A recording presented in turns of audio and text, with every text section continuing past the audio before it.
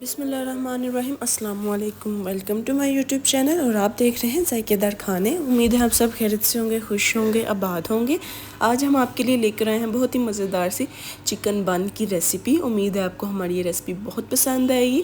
Recipe को and तक लाजमी देखिएगा और अभी तक आपने हमारे इस चैनल को सब्सक्राइब नहीं किया तो कर लें और बेल आइकन को क्लिक कर लें।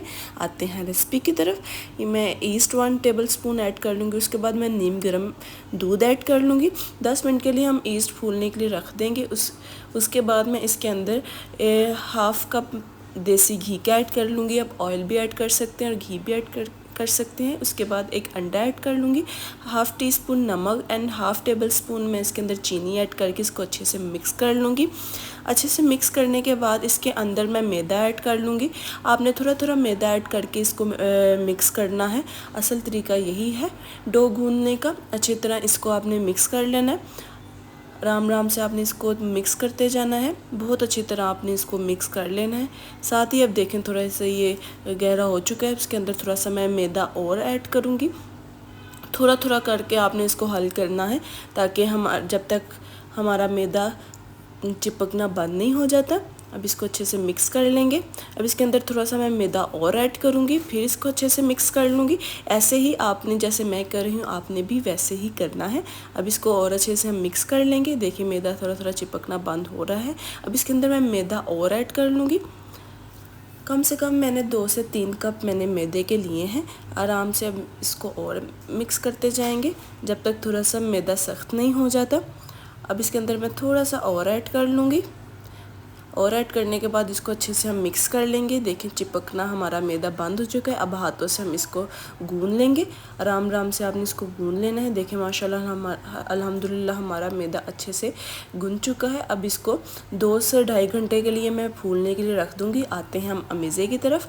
अब मैं कढ़ाई में थोड़ा सा देसी घी ऐड करूँगी। उसके बाद हाफ़ टी स्पून मैंने लहसुन अदरक का पेस्ट, हाफ़ टी स्पून मैंने हरी मिर्ची ऐड की हैं और इसको अच्छे से मिक्स कर लेंगे। मैंने चिकन बॉईल करके रख लिया था वो ऐड कर लेंगे और इसको अच्छे से मिक्स कर लेंगे, भून लेंगे।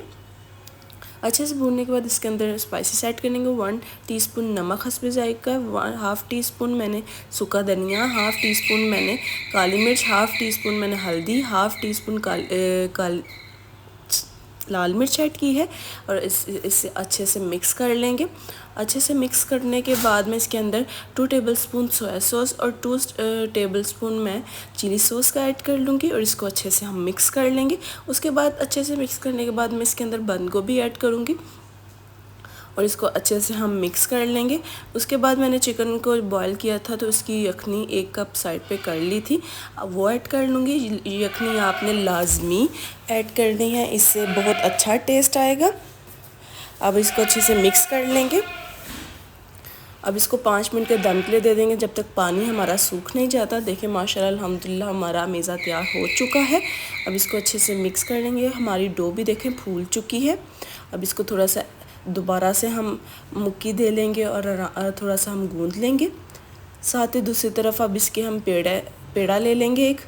जैसे आप पेड़ा रोटी का लेते हैं वैसे ही आपने इसका ले लेना है बन का और इसको अच्छे से पेड़ा बना लेना है। दरमियान से इसको दबा के आपने फिलिंग कर लेनी है।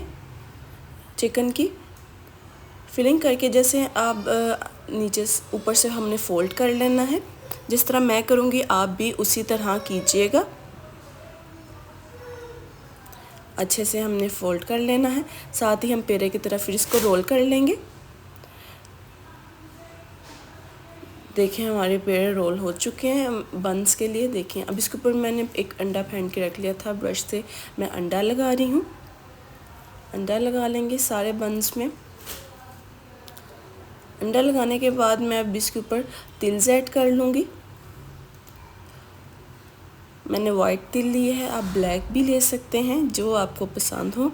उसके बाद मैं 180 डिग्री में 20 मिनट इसको बेक होने के लिए रख दूँगी। देखिए माशाल्लाह अब इसके ऊपर मैं घी लगा रही हूँ। देखिए माशाल्लाह अल्हम्दुलिल्लाह कितनी खूबसूरत से हमारे चिकन बंस रेडी हुए हैं। उम्मीद है आपको हमारी ये रेसिपी बहुत पसंद आएगी। कमेंट बॉक्स में लाजमी बताइएगा आपको हमारी ये चिकन बंस की रेसिपी कैसी लगी।